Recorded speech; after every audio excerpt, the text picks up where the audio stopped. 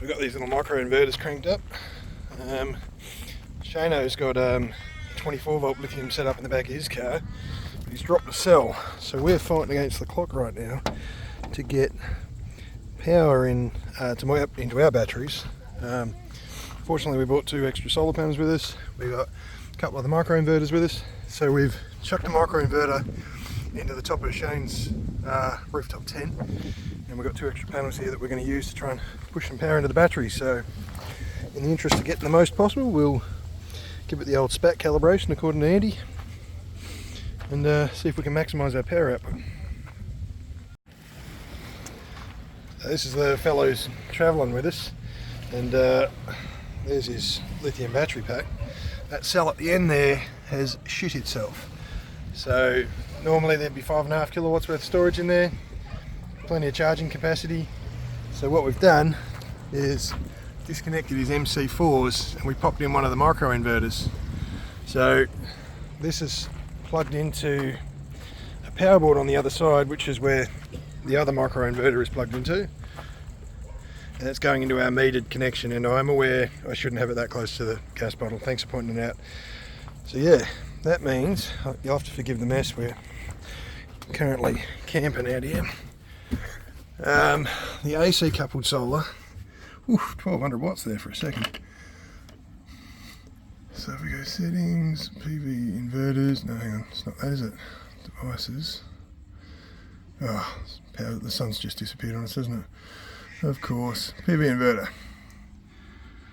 So the added benefit here is that we get the, his panel wouldn't be a high enough voltage to plug into one of our MPPTs, but we can still charge from it. So that capacity is not going to waste. So even though he can't charge his battery currently, he can help us to charge ours. So we'll lend him power for the duration of the trip, and we'll top it up using his solar panel during the day. So even though these little micro inverters aren't really designed to be used like this, I mean, shit man, if you've got them and they're cheap, like they cost next to nothing, those things. And it means we get some flexibility on what solar panels we can and can't use. So we're doing all right. Cheap as all buggery, really flexible. We can roll out an extension cord, add extra solar panels anywhere along the line we want, and we're off and racing. So yeah, so out of 30 kilowatts we used, I think it was 22% overnight. We're on our way back up now, so happy days. The sun just came back out. We've got almost perfect conditions out here because it's cool. It's like around 28 degrees, and we're getting fucking shots of sun coming through that are ultra bright. So this is fucking shit hot. I mean, like, we get 5 hours of that, you know, we'll get fucking 10% of the battery back. So yeah, fucking awesome.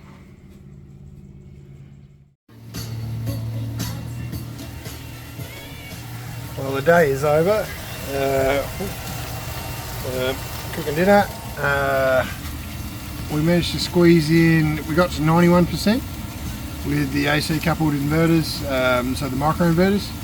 Shit hot. We had only 2 250 watt panels, the 2, I think they're 390s on the roof, and then the ones that Shane had, the one that Shane had on his roof was like a 500 watter. So he's currently hooked on to our AC coupled port, which means that we can see his consumption, right? That's his induction cooktop running. So yeah, look, I mean, it's pretty versatile. Like, I know, like, people will criticise it. They're like, why don't you just put in chargers? Well, fuck man, because I've got to make up the voltage, right? And so when someone has an individual 500 watt panel doing nothing, we can utilise it. So other than, how do I turn this thing off? Hang on. There we go. Turn it back on. So other than cooking our food in here with gas, Shane is using his induction cooktop out there. Hang on, let's focus. Sorry, I'm filming on my Samsung, which I don't normally do. I normally have GoPros. So yeah, look, we're pretty happy with it. We're down to 88% now because everyone started cooking their dinner. Like the DC loads are the DC loads inside the van, but also we've got power going out to the 12 volt system, so they're connected to our Anderson plug as well. So pretty happy. We got somebody else who had 5 kilowatts of available power that suddenly not be available. They're using our power. We have a 30 kilowatt battery in the van. We're barely touching the sides of it. It's not working hard. It's not drawing a lot of current. The micro inverters have been shit hot, and I would absolutely, if someone had the nous to fucking put in all the control measures, I'd say fucking go ahead. Like, I wouldn't if you don't know what you're doing, because the fucking danger is real. Like, you can't just plug PV inverters into an AC system and hope they work. You need to know how to configure it. But yeah, look, I'm pretty chuffed with how it's gone. Like, it's been a good weekend. Plenty of voltage in the batteries right now with a fucking sizable load on. So yeah, it's all gone well. Alright, well hopefully I've got more positive news. Well, hopefully I've got additional positive news, I should say, the next time we use this thing.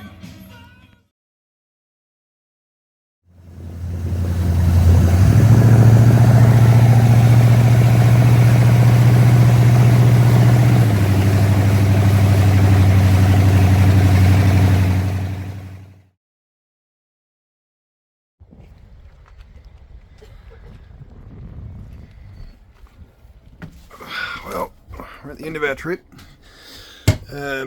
Old matey's been cooking with an induction cooker basically the entire trip, and with his failed battery, he's been borrowing power from us, so we've come out of it at the end. We're probably 10-15 minutes from leaving.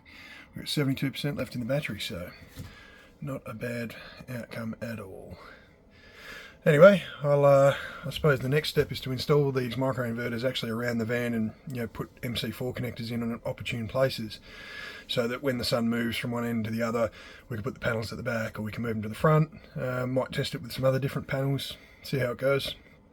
I'm pretty sure that even he's convinced now that maybe chucking a micro inverter in there wouldn't hurt him either. Anyway, that's all I got for this time. I'll catch you in the next one.